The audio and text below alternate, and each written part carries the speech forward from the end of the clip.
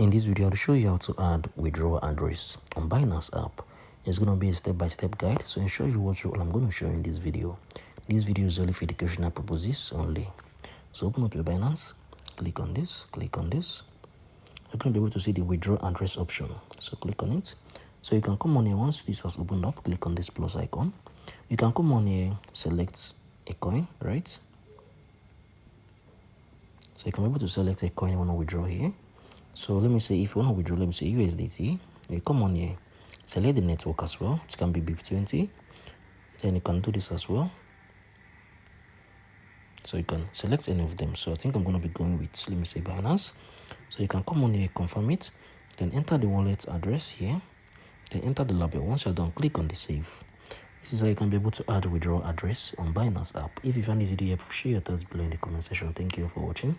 I'll see you on the next video.